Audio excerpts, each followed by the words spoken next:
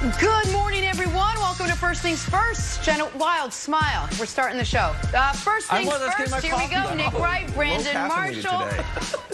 Kevin Wilds is low caffeinated today, and at last count, we are 2 days away. Like Wilds' mother. Smile, young man. Sit up straight. I have to. I had a whole bit, Nick, about how your Chiefs were starting in 2 days, but forget it. I had to discipline my panel here, and now that we are all smiling, caffeinated, and ready to go, we can either start over or go right into our top story, which we will do. Clippers trying to rebound after losing Game 2 to the Nuggets. I'm glad I planned those opens out. It didn't look great when they were trailing by 9 early in the fourth quarter. I'm talking about the Clippers.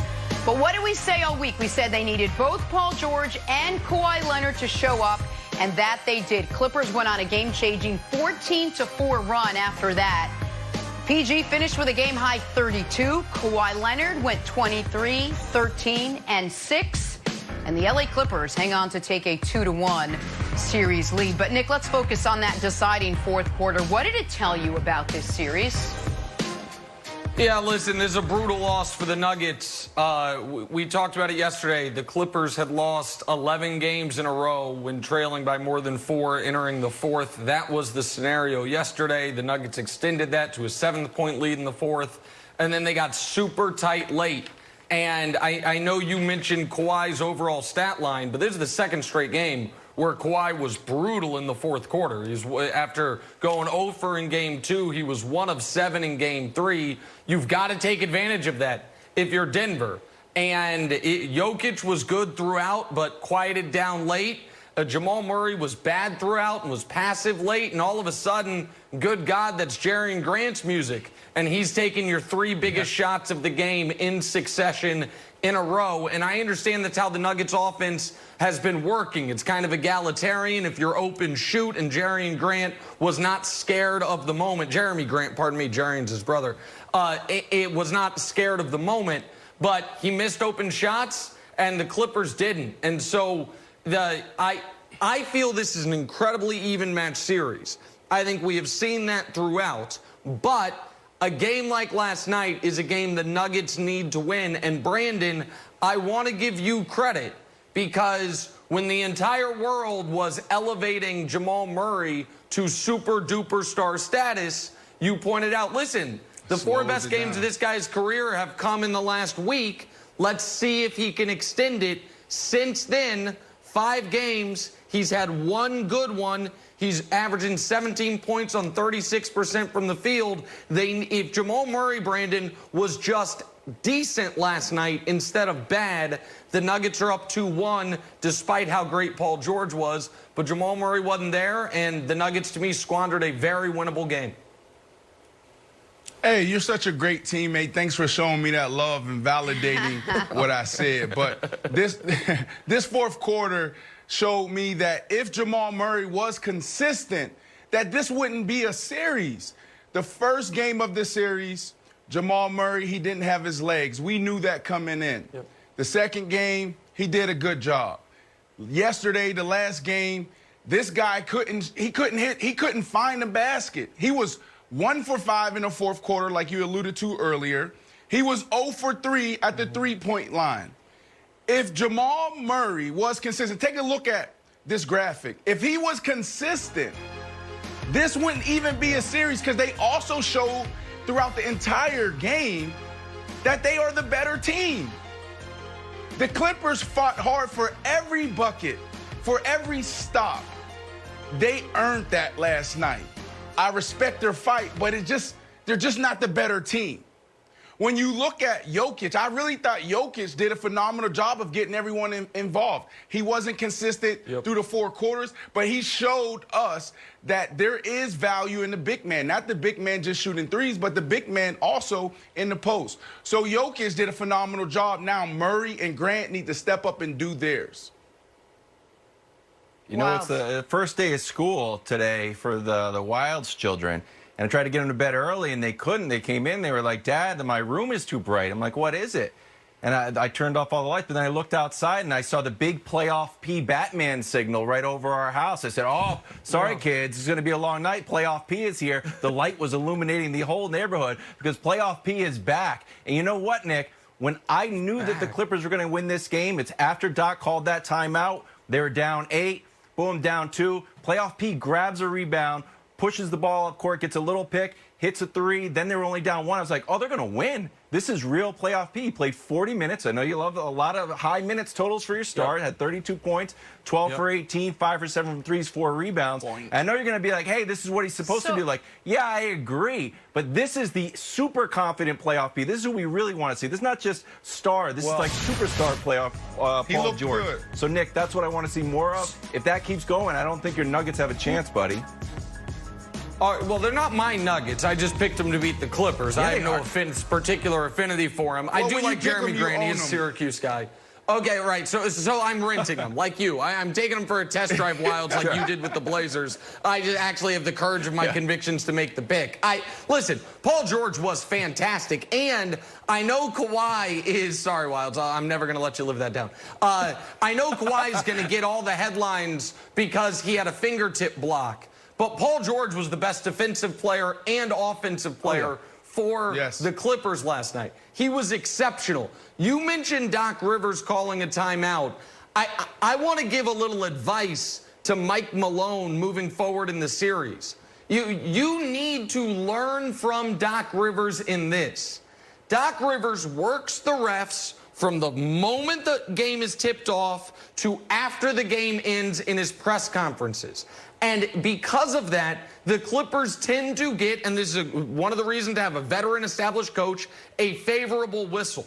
There is no reason for the Nuggets to take 10 free throws last night and the Clippers to take 26. There is no reason at all for the fouls that were called, committed against Jokic. They were all 17 feet from the basket with guys touching him. He was getting hammered down low and never got to the line. Mike Malone, if he should have gotten a technical early in this game, it would have been worth it.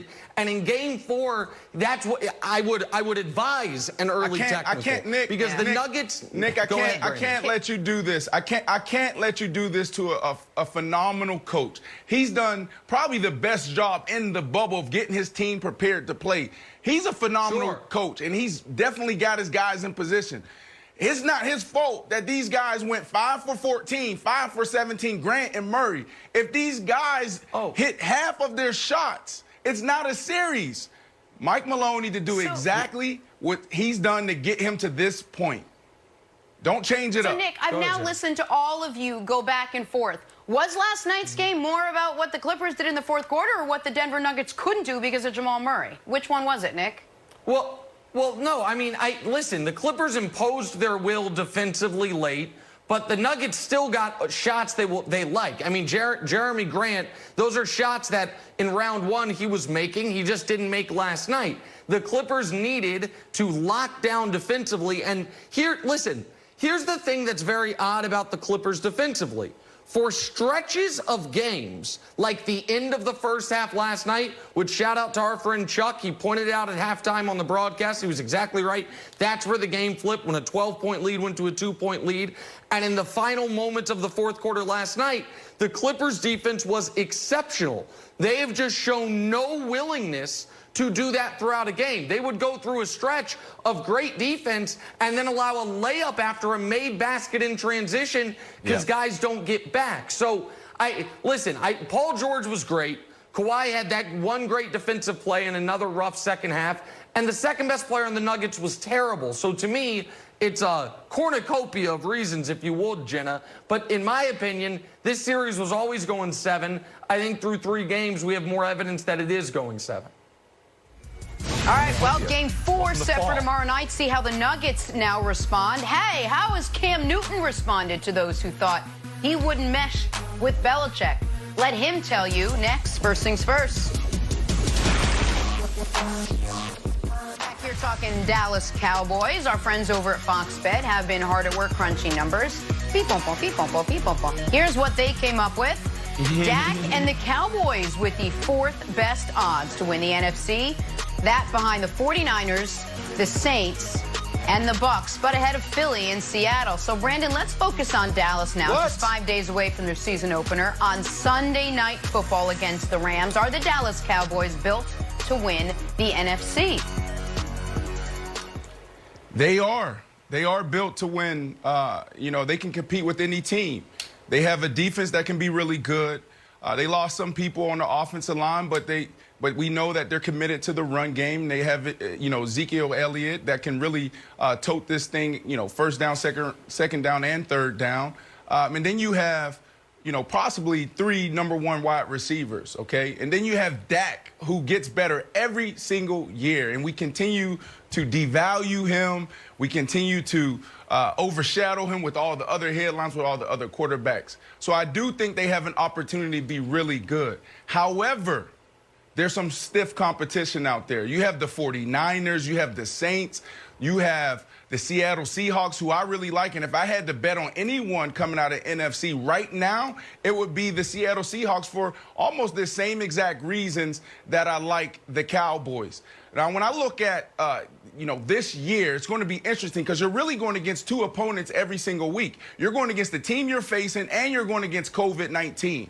And for that reason, I like the Seattle Seahawks because I love their culture and I love their leadership in the locker room. There's only so much management and the coaches can do to hold guys accountable and keep guys on the ship. We saw the Seattle Seahawks respond the right way to a guy trying to sneak a young lady in the hotel. I don't think the Dallas Cowboys have that type of strong leadership in a locker room or in management to deal with that type of situation. So for that reason, I think they're good, but I think the Seattle Seahawks have a better chance. Wow, Seattle Seahawks winning the division because of kicking somebody out of the motel. I like that. That's good leadership there. Get them out. We got to win. I just wasn't expecting that storyline to come swooping in on this football preview. So, Brandon, I got a question for you. I think we're talking so much about the Cowboys. There's been so much hype about the Cowboys. They've got all these great wide receivers. And Zeke is going to have a big deal. And Dak's getting franchised. And Mike McCarthy's back. And he's been in his barn. And he watched every single football play since Yale, Harvard in 1924. And if I'm Sean McVay and the Rams, I'm like, what are we, the Washington Generals?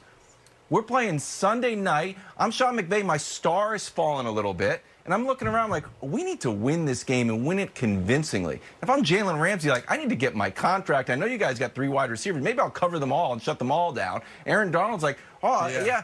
I sack a lot of guys. I had 48 tackles and 12.5 sacks last year. You're just going to roll over me? And again, Sean McVay's like, last time I played Mike McCarthy, we won. They had their Mike opportunity. McCarthy's never beaten me. The Rams had their opportunity. So you think the Rams are cooked? I don't think they're cooked, but I don't think it's their conference anymore. For like 2 years they were really strong, and then they gave Goff that big old deal, and it really hurt the rest of what we're seeing today. They hurt their chances of being consistent and being a contender year in and year out. They have all their money tied up in 2 guys. Their defensive line, we talked about them. Aaron Donald, and then also Goff. So you can't keep the guys you need around you to keep that stability. So for that reason, I don't like the LA Rams. No, I'm talking about Sunday. I don't like them. They don't have enough. Their future of the franchise. I'm talking about Sunday. Short-term or long-term, Wilds, whether it's for Sunday or for the season, the Rams are not in the Cowboys class. The Rams are going to be lucky if they go 500 this year. The Rams are trying to make sure they don't finish dead last in the division that Brandon's talking about with Seattle and San Francisco and an up-and-coming Cardinals team. But on the Cowboys, are they built to win the NFC? I would argue unequivocally, absolutely yes. Last year, they had a top 5 offense. They had the number 6 point differential. If you want to go real nerdy, they were number 6 in Football Outsiders DVOA. They were an excellent team last year by all the metrics. So why were they mediocre by the standings? Well, they had an embarrassingly lack of aggression from their offensive game plan after the first few weeks. That will change. Mike McCarthy, for all his faults in Green Bay, he was top 5, if we want to stay nerdy, on aggressiveness index his last 5 years in Green Bay. They have a soft division. What's their biggest weakness on the Cowboys? Secondary. Who's the best player available still out on the open market? Oh, a guy in the secondary. Earl Thomas, who has made clear at some point in his career he wants to play for Dallas. Exactly right, Jenna. So for all these reasons, take 3 parts excellent offense, 2 parts better coaching, 1 part a soft division, 1 part a potential X-Factor midseason addition. I think the Cowboys are going to win the NFC. I think the Cowboys are going to go to the Super Bowl. I know we're doing our picks on Thursday or Friday, but Vikings, listen. Tampa. I think the 49ers. Hold on. Yeah, go ahead, Brandon. Go ahead, Brandon. No, I'm just naming the teams out there. I'm just naming the competition. Yeah. Seattle Seahawks, 49ers, Saints, Vikings, Green Bay. They're going to win the NFC. That's what you're saying right now before the start of the NFL season. Yeah, well, we got it. Yeah, well, I hope all of us will say someone's going to win the NFC before the start of the season. We got to do a prediction. The Packers weren't even listed on the Fox bet odds, and I think every other contender that you're mentioning has something that is going to hurt them this season, which is they are in a division with another. Hold on, real quick. Hold on, Brandon, 1 second. Let me just finish the thought real quick. Every other contender is in a division with another contender. So the Saints and Bucks have to deal with each other. The Seahawks and Niners have to deal with each other. Okay. The Packers, and a lot of people really like the Vikings, I like the Bears a little bit, have to deal with each other. The Cowboys have Washington, who's barely a team, Giants, who I think will be happy to win 5 games, and Philly, so that's is what already we're doing. injured Okay, again. that's fine, Nick. That's fine, Nick. So, Jenna, let's do this. Okay, you like the Cowboys. I like the Seattle Seahawks. Wilds, Jenna, who do you guys have?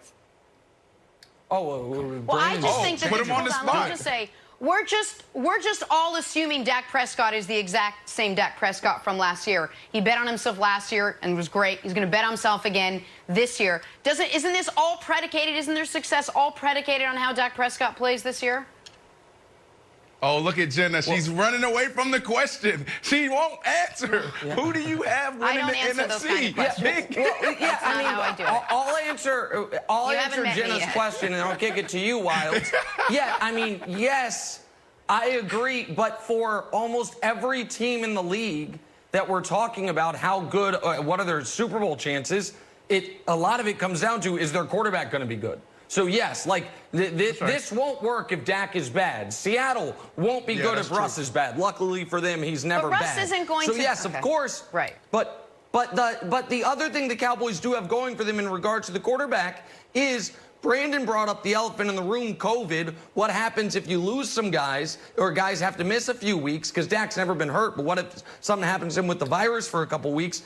They did spend a couple $1 million, Wilds, on Andy Dalton.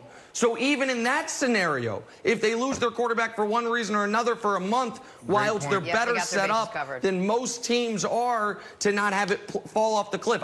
Listen, I think the Cowboys could have won 11 games last year with better coaching. They have better coaching now. They got Everson Griffin. They got CeeDee Lamb. I think this is going to be an 11 or 12-win team. Wilds, I think they're going to go to the Super Bowl.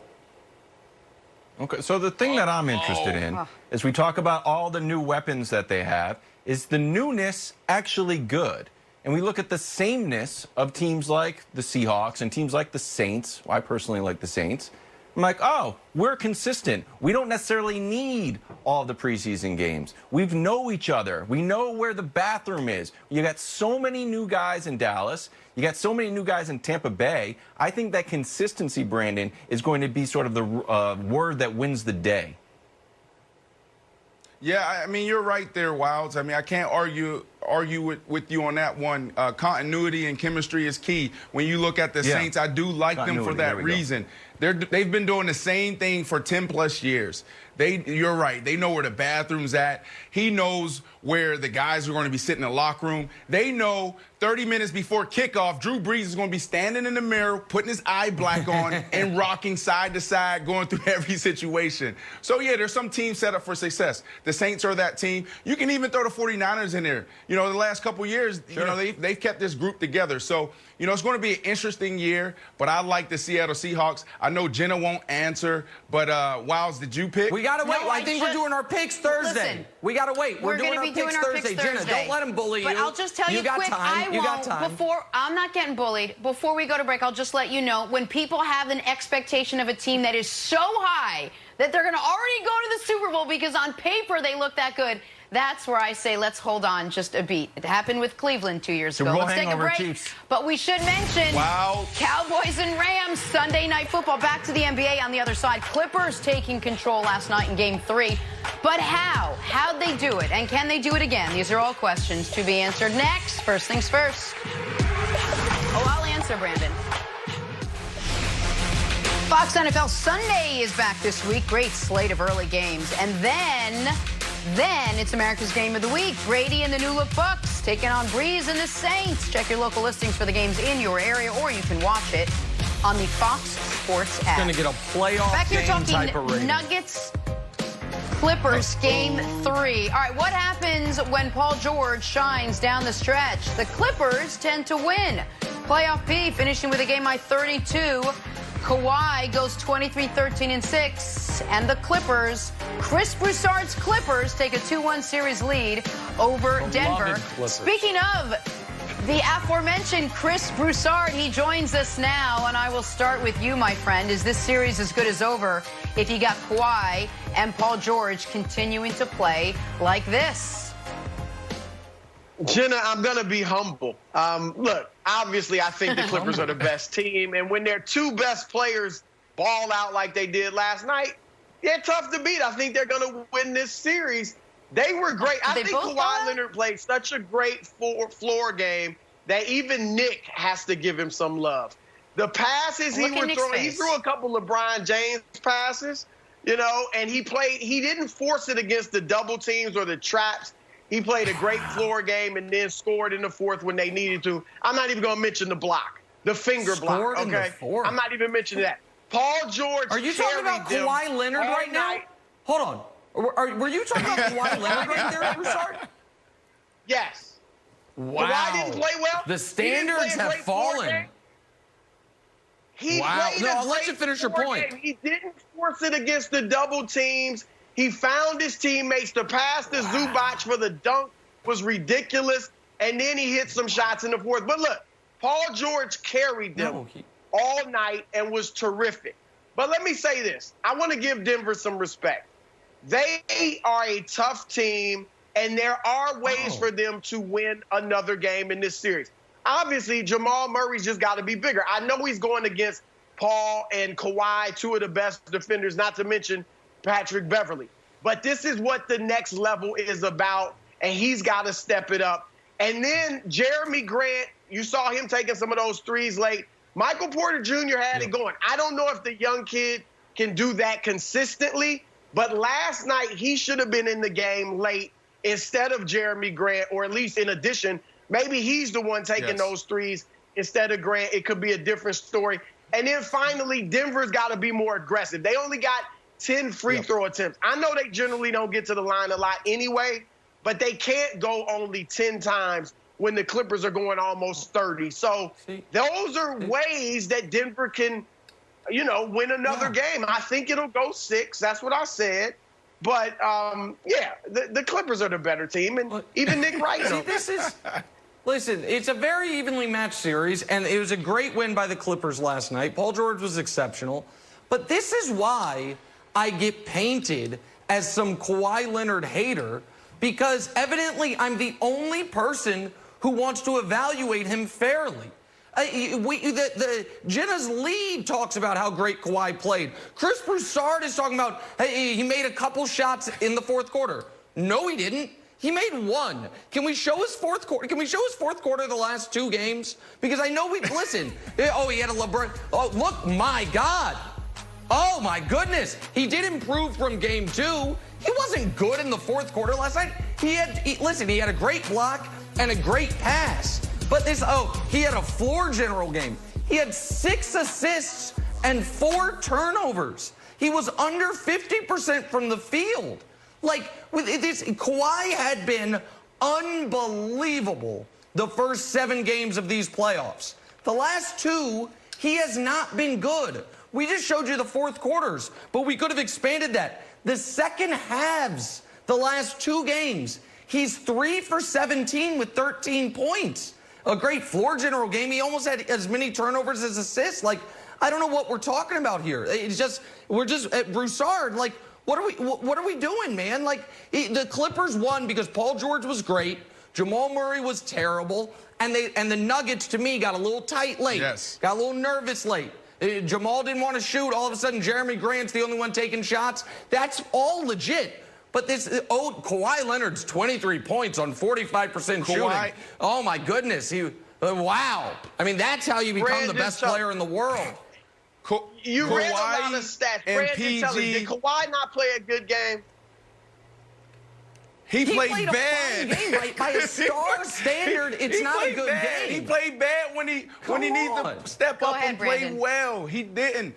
Kawhi and PG can play lights out, if that's what you want to call it, for the rest of this series and still lose if Jamal Murray and Grant step up and do their job. Jokic did a great job of dictating the pace. Jokic last night showed that Denver was 2 things: the better team, and also he showed that the big man is still valuable. Not the big man shooting threes, but the big man with his back towards the rim and dominating the paint. I thought he did a tremendous job of getting his guys, open shooters, great looks. So if Jamal Murray and Grant do a great job, there is no series here. I'm sorry, Chris, but there isn't. This is hilarious. Nick, the reason why people say that you're a Kawhi Leonard hater, and I'll just speak for all of America, maybe the world, if this is being beamed all over the place, is because when Kawhi does something that LeBron does, you use different phrases to describe the 2 games. LeBron had that game. I think LeBron went 0 for in the fourth quarter the other day. But it's like, the Lakers have the only player that cannot fill up the stat sheet and can control the game with his mind. The smartest player or man on the face of the earth. Controlling the game like a Ouija board. Just like that's why people get upset and call you a Kawhi hitter, because when Kawhi didn't play bad, you saw he was distributing. Wild. Go ahead. And listen, hold on. And I know, Broussard, you're itching to crush me on this, but the argument that Kawhi gets held to a higher standard than LeBron is bat bleep crazy, okay? That's first of all. It's totally insane, and no one believes it.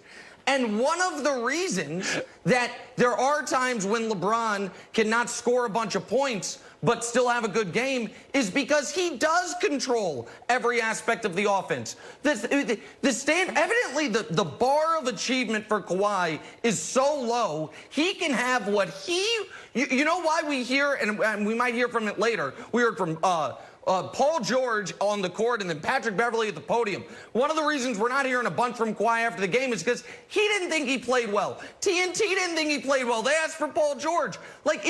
I was on this TV, Broussard, a week ago saying Kawhi was playing perfect through the first 7 games of the postseason. He had scored 30 straight in 5 straight games, could have been all 7 if the first and last weren't blowouts, was shooting 80% from the mid-range, was unbelievable.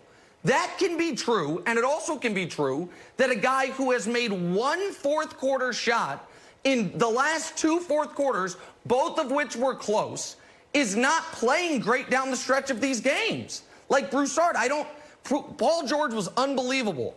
Kawhi, And they he's allowed barely to have won. some bad nights. And they barely but, won. I mean, and they barely won. So allegedly, go ahead. I'm not even going to address the notion that Denver's the better team. I mean, stop it, Brandon, please. Denver's the better team? There's no way. Jamal Murray, and I know 100%. They showed him for 4 quarters. 4 quarters, they showed that they were the better team. You've seen it, Chris. No, I didn't see it. No, look. They dominated. They dominated. Let me address Nick. Go ahead, Bruce. I agree, Nick. LeBron James is definitely held to the highest standard in the league, higher than Kawhi. I'll give you that. Except for you.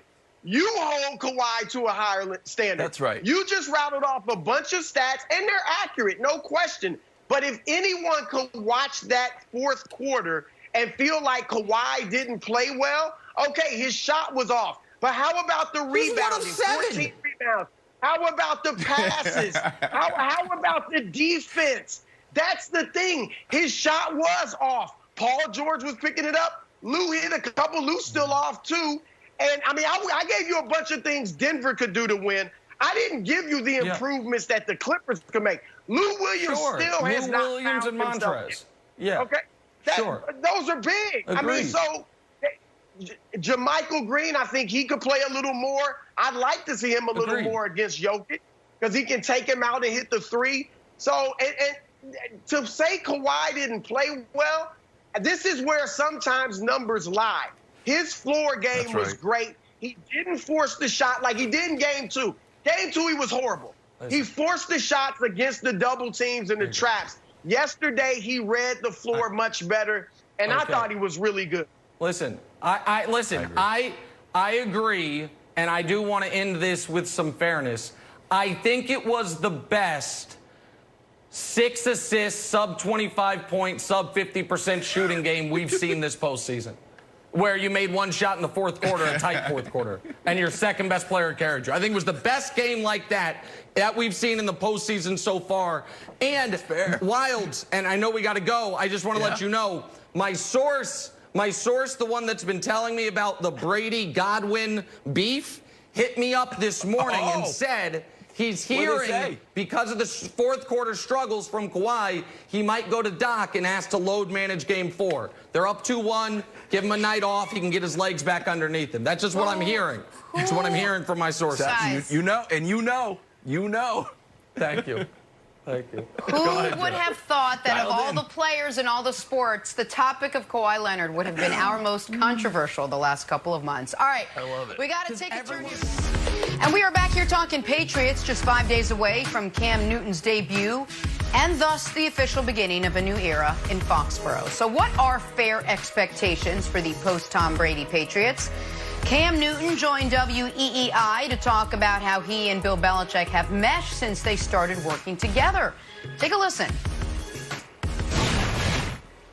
The stereotype that I had about Coach Belichick changed the day I talked to him. I wanted to know, is it real what they say about Belichick? Is it going to be too I didn't know.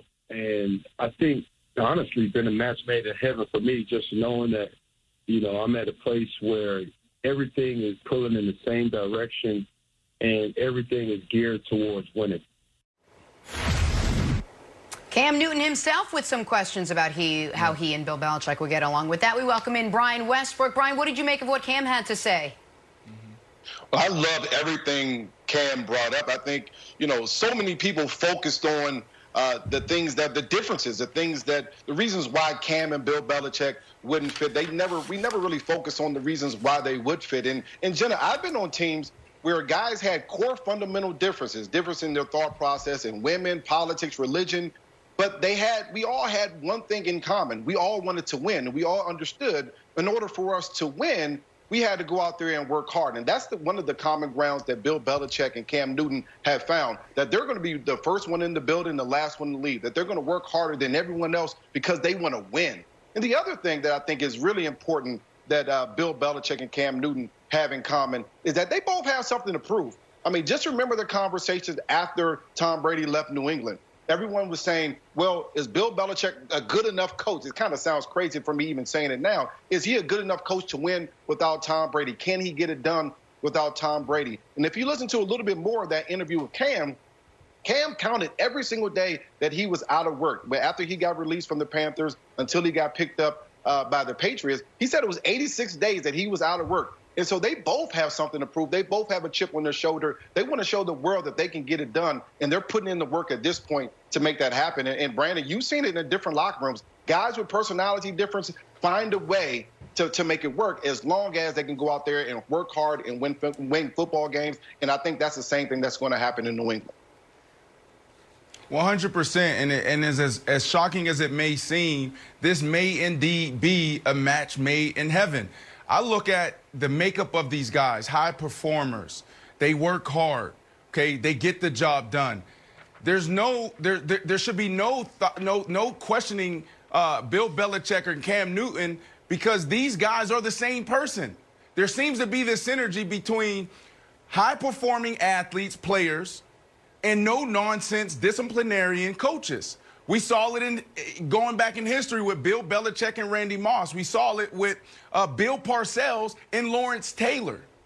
So when you really look at this, if you pull back the layers, you're really looking at something that we've seen before in history. So these guys, I think, they're getting along well. Everything coming out of the Patriots camp has been nothing but rave reviews about Cam Newton and Bill Belichick. So I'm excited to watch this thing play out this year. Now, it comes down to two things, and this is what I would end with. It comes down to culture and production. Now, they get along now. Cam has the culture now. But if Cam doesn't produce, Cam will be on the bench, or Cam will be cut, or Cam will be traded. So Cam got to get the job done. But yes, so far so good, match made in heaven. So, Brandon, I understand why Cam might have been a little concerned about how he's going to enjoy playing for Belichick, because he'd only played for Ron Rivera. Ron Rivera was a player. He knew one style. He knew one team. And so I get that part of it. I don't understand why there was questions about whether or not Belichick would like Cam. Like, Cam is a champion at every level except the pros, and at the pros he came the closest you could come without actually getting it done in that Super Bowl, having the ball down less than a score in the fourth quarter. Cam is a notoriously hard worker. All of the, I don't know if Belichick's going to like Cam, and Cam alluded to it in the interview where he's like, it's because I'm a black quarterback. It all seemed not so veiledly problematic, because Belichick sure seemed to enjoy coaching Rob Gronkowski.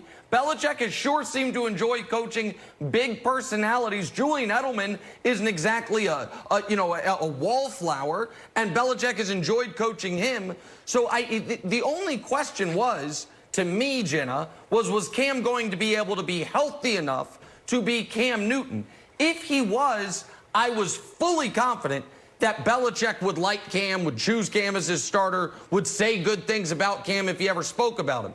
I was, if I will admit it, a little bit concerned, would Cam take to the Patriot way as quickly as he appears to have, but that to me was it was a one-way question, not a two-way question, Jenna.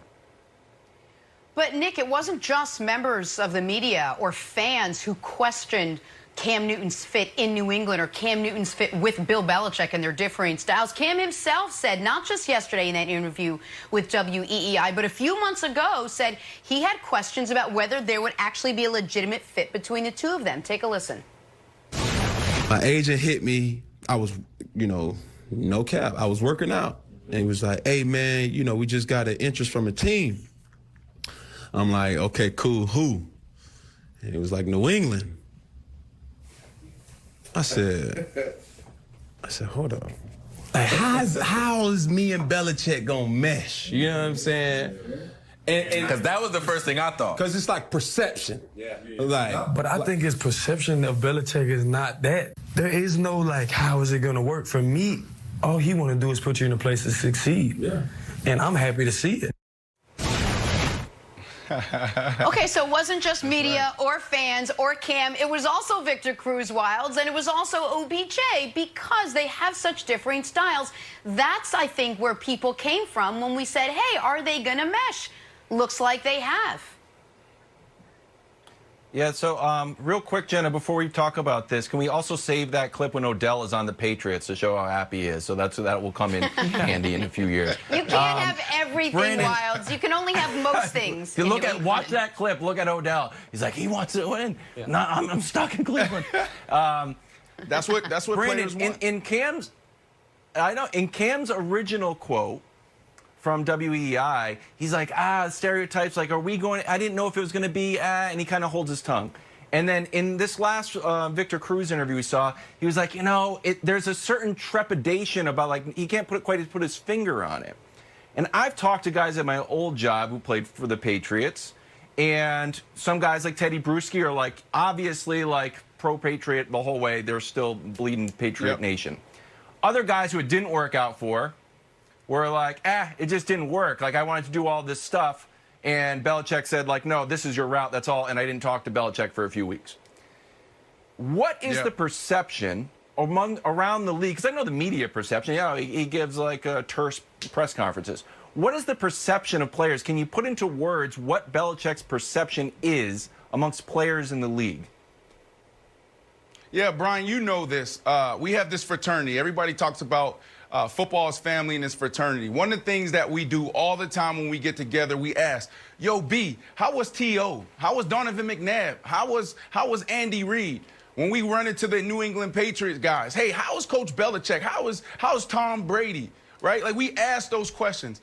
And in my 13 years in the NFL, I haven't heard one bad thing about Coach Belichick, from Martellus Bennett, from Tom Brady, from the McCourty twins. I haven't heard one bad thing. So the perception, Odell alluded to, he said it. He said, like, that's the perception.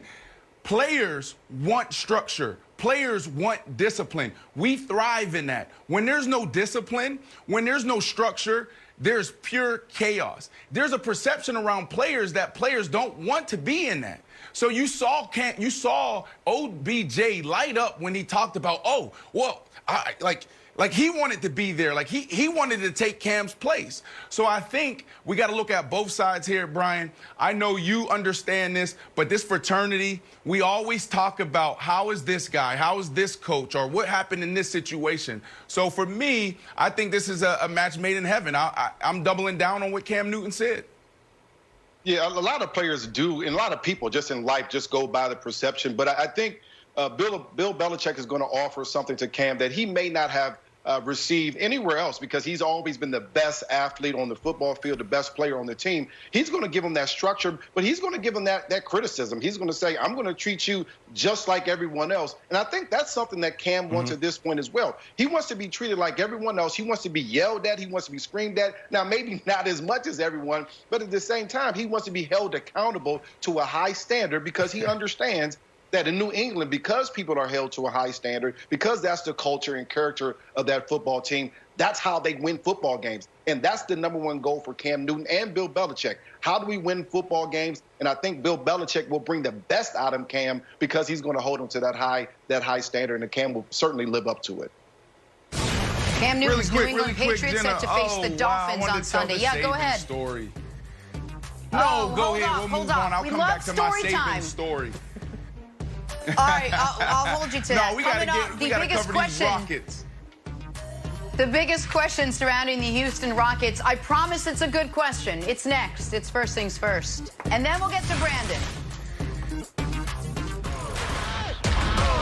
Big traditions, big rivalries. The Big 12 is back on Fox. Start your Saturday strong, 10 a.m. Eastern with the Big Noon Kickoff Show, followed by the Big Noon Game of the Week. Louisiana Tech taking on Baylor on Fox. And the Fox Sports app, we got college football. We got big football. It's going to be a great week in the Wolfeld-Gosk household. Back, prevail, and previewing Lakers-Rockets Game 3. Houston's going to need a much better version of Russell Westbrook tonight. They have to, than the one that we've seen the last couple of games. I mean, that's if the Rockets have any plans of taking control of this series, and that's assuming James Harden is James Harden. Wilds, your guy Russ, just 2 of 12 from deep in games 1 and 2. And with that, we welcome back in Chris Broussard. Broussard, let me start with you. Who needs to have a bigger Game 3 for the Rockets to win? Is it James Harden or Russell Westbrook? Well, look, the Rockets are facing a superior opponent. It's as simple as that. So they're going to need both of their stars to be at the top of their game. But if you ask me to pick one, it's obviously Russell Westbrook. Russell Westbrook is the guy. He's the X factor. He's the guy that makes Houston so different and so difficult to deal with. When LeBron James raved about the Rockets' speed after Game 1, he was essentially talking about Russell Westbrook. If you take Westbrook off of that court, the Rockets aren't exceptionally speedy. They aren't exceptionally fast. They don't even play that fast without Westbrook. They shoot fast, but they don't necessarily get up and down the floor without him. When he is playing at breakneck speed and attacking the defense, that's what keeps the opponent off balance on both sides of the ball because of his aggressiveness. And what he's got to do, Jenna, is forsake that three-pointer that I'm sure the Lakers are going to beg him to take tonight. In the regular season, he played the Lakers twice. He was great, 38 points a game, 50% shooting. They split those games. He only took 2 3-pointers. In these first 2 games in the playoffs, he's taken 12 3-pointers. So Russell Westbrook has got to make the adjustment, be aggressive, and of course, when he gets in the paint, he's got to make better decisions. But yeah, he's got to stop settling for that 3-ball and be in attack mode. That'll get the Lakers off balance. Nick? Listen, I think one of the reasons I love Russell Westbrook so much is because he reminds me of my son. Seems incredibly good-natured, has a great heart, works very hard, and is just at times, and sometimes the worst possible times, a total knucklehead. And it's like, you got to be kidding me, man. And that is Russ in the postseason. I mean, Russ, the answer is Russ. LeBron's going to be excellent tonight. Mark it down. LeBron's going to have a monster game. It's the swing game of the series. He's going to be great. So Harden has to match him. So then it's about, okay, can Russ neutralize what Anthony Davis produces? Russ, his last good playoff game was Game 3 of the first round last year. I'll give you a more jarring number. In his last 25 playoff games, that brings us all the way back to the OKC Golden State 3-1 series when KD was still there. From that moment until now, he has shot above 50% one time. In the playoffs, man, Russ can't help himself. Once in his last 25 playoff games, he's been above 50%. And that's threes, non-three. He just is who he is. And I love him, and I root for him. But I also don't think the Rockets can win tonight because I think LeBron's going to be exceptional tonight without Russ playing well. And it's just if you're betting, Brandon, on Russ playing well over his playoff career, we have to. More often than not, you come up short. Yeah, it's not even close, Nick. It has to come down to Russell Westbrook. He'll determine not only the outcome of this game, but this series. I mean, there's a lot we can learn from Russ. Confidence, get back up, get knocked down, get back up, get knocked down, get back up. I mean, this guy, I mean, when you talk about mental toughness, when you talk about sports psychology, he has it. Someone asked him after, I think, Game 2, they asked him, hey, you had a bad game. He said, what bad game? Right? Like, that's what you want out of your players. Short memory, get to the next play, get to the next game. But there comes a point where you have to understand that you're hurting your team. Now, I respect Russ for everything he's already done and what he's accomplished, but right now in this moment, Russ has to find a way to contribute on the defensive end, will continue to contribute on the defensive end, crash the boards, and get his teammates involved. That's what we need to see out of Russ. I remember playing with Amari Stoudemire in AAU basketball, Team Nike, and we were actually playing in a bubble. We were playing at Wide World of Sports in Orlando, Florida. And we drive up to this big competition. We're playing against Team Adidas. We're Team Nike. We got the Atlanta Celtics. We have all these who's who in AAU basketball. And I was playing like crap. I couldn't find the bottom of the net. Everything was off. Amari Stoudemire looked at me. He said, Brandon, focus on defense. Get rebounds. We got you. We'll get you in position. And that's what needs to happen with Westbrook. So if he can do that, I think they'll have a chance to win this game. I'm gonna go the other way, Broussard. Bombs away, everybody. Light it up, Westbrook. You got to let it go. There's one way they can win. It's by hitting 63s, and Westbrook's got to hit them. And I know he hasn't been great. I know he's career 30% free throw shooter. He's been 3 for 18. I don't care. You got to shoot. You miss every shot you don't take. Now, I do think if I'm going to eliminate one thing, I'm going to eliminate these Daryl things that Daryl Morey hates, these terrible mid-range elbow jumpers that he loves. Get rid of those. Attack the basket. If it's there, get a layup. Don't worry about LeBron smacking your ball like a volleyball. And then take some threes, buddy. It'll even out. You got to shoot. He's got to do it. Nick, we talked about it. There's one way they can win. They got to win on the math. And I said they were going to hit 60. They didn't. They hit 53. Third most ever. We didn't even talk about it on the show. Hey, we attempted the third most threes of all time. And we didn't talk about it. It's like, oh, they got to do it. We just need a few more. But Russ, if we're going to go that route, Russ got to take them. Go. But here's where you're wrong. Russ doesn't have to take them. Because they set that record in a game I think Russ wasn't even playing when he was hurt early. Like Broussard, if I'm the Rockets, everyone has a green light to shoot except Russ. And Russ, if he gets the ball at the three-point line, he's the only guy who is going to first step try to get to the rim. And then the defense collapses, and then he kicks it out. When this micro ball was working, Broussard, it was working because Russ, for the first time in his career, had great shooting around him. He was attacking and kicking it to it, or attacking and going to the rim. That's what he's got to do. But his seasons have ended in the last few years.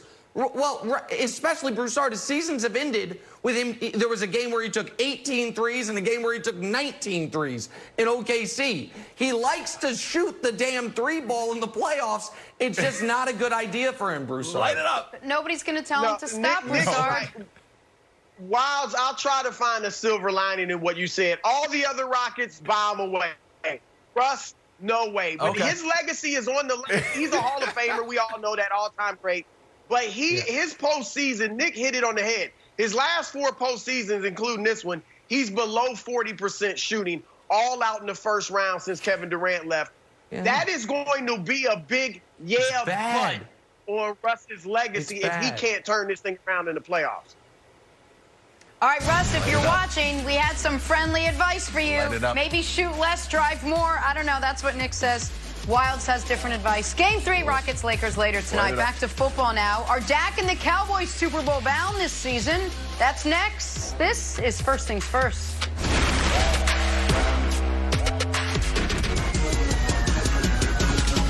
Welcome back. Our top story this morning, Nuggets-Clippers Game 3. Could the Clippers rebound after losing Game 2? It didn't look great when they were trailing by 9 early in the fourth, but the Clips went on a game-changing 14-4 run after that. Paul George, we talked about them needing him to show up, and he did. He finished with a game-high 32.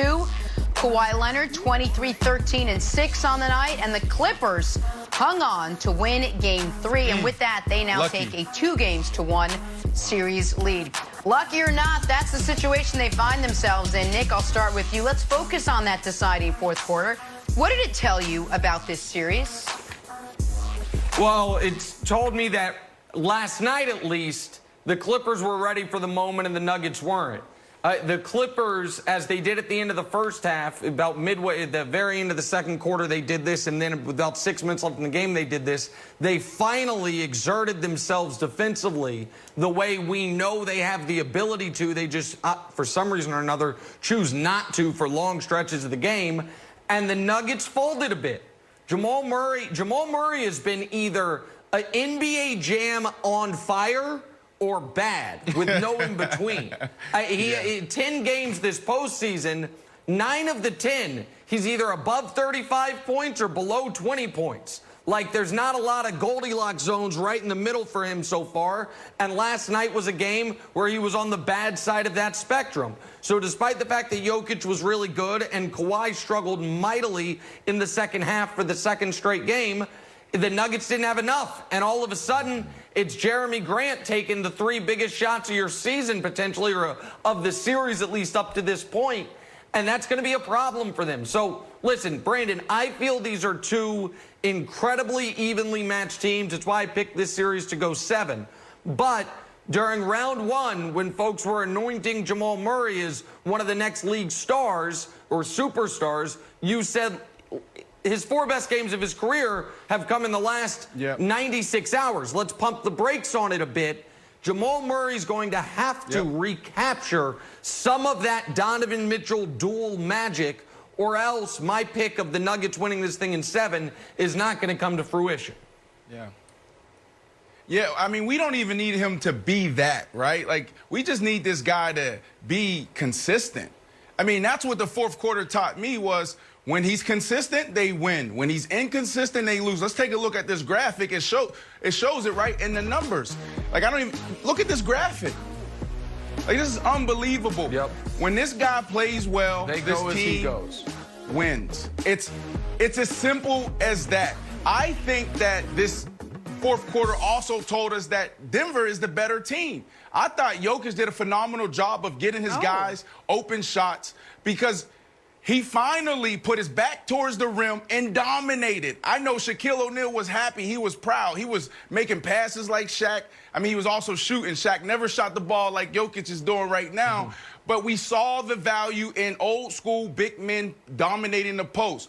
So for that reason, there's no excuse for these guys not to dominate this series if Murray and Grant and Porter actually step up and do a good job. Porter looked well last night. And I know we talked about this earlier today, but Porter should have probably been in there. We saw Grant struggling. We should have threw Porter in there and see what he could do down the stretch.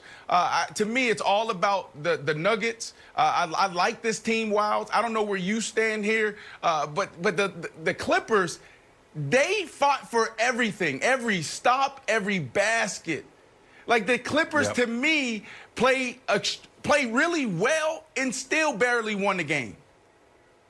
Well, I felt much more confident in the Clippers once I saw playoff P don his cape. It has a big P on it. It actually has 2 P's on it, playoff P. And I said, you know what? I saw one play. They were still down at this point. They were down 5 points. He grabs a rebound. He drives the ball off court. And this is like real superstar playoff P here. When he hits this 3, he's like, oh, what's up? I got that rebound. Like, get me a pick right here. Bang. No hesitation. That's real playoff P, real superstar basketball. Nick, they were still down at this point after, and they were in the midst of their comeback. That's when I felt confident that playoff P was back and the Clippers were going to win. 40 minutes. I know you love the minutes, Nick. 32 points, 12 for 18, 5 for 7 from threes, and one of those 4 rebounds that you just saw. Now, I know people are going to be like, hey, that's what he's supposed to do. Like, yeah, I know, but it doesn't always happen. That's okay. The one issue I'd take with you, Nick, is that you're just blanket statement Kawhi had a bad game, when I do believe that that was more of a floor general game besides the cool block. But he does, just because Kawhi didn't light up the scorecard in the fourth quarter doesn't mean he had a terrible half or a terrible quarter. Hold on. He did have okay, stop it. Everybody, what do you want Kawhi to be? America, you got to decide. Is Kawhi Leonard a really good player? Or is Kawhi Leonard in the conversation for best player alive, as I've been told since the Raptors won the title? Because if he's just a really good player, then last night was fine. If he is in the LeBron, Kevin Durant, Giannis, James Harden category, then a game where he had 6 assists, we can't be like, what a floor general game. He had 6 assists. The fat Serbian guy had more than him last night. Now Jokic is a great passer. I'll give him credit for that. That ain't right. Give me. We gotta stop with the. It was a great floor general game. Kawhi in the last 2 games in the second half is 3 of 17. Can we show him in the fourth quarter? The last 2 games. Now he did improve from the previous game, but if we're gonna spin this to where this was a great second half or fourth quarter by him, no, it wasn't. He had some great defensive moments, no doubt about it. Not just the block, but he ate up Murray on a few possessions. He was very, very good defensively. I mean, there's no doubt about that. But offensively, he has been running out of gas in these fourth quarters. I mean, or it's just bad shot luck. I don't know. We'll see. But I mean, when Kawhi plays well, we can't say, you know what? He reminds me of Michael Jordan. He gets to his spots. The mid-range shot is unguardable. And when he gives you 23 points and 6 assists on below 50% shooting and disappears offensively in the fourth quarter, it's like, what a floor general game by Kawhi. I know it doesn't show up in the stat sheet. No, it wasn't. He's not if you play 42 minutes and you have 6 assists, it's not a floor general game. It just isn't. Like, but I know we have to move on. He's only had 2 bad games in the last 2 years. He's only had 2 bad games in the last 2 years. Give him a break. In the postseason, that's of course, but they're the last 2. You're right. But let's see if the Clippers could go up 3-1. Game 4 for them tomorrow night. All right, let's close out the show talking some New England Patriots. First time, long time, a new face under center for the Patriots. 5 days away from Cameron Newton's New England debut. So what are fair expectations for the post-Tom Brady Patriots?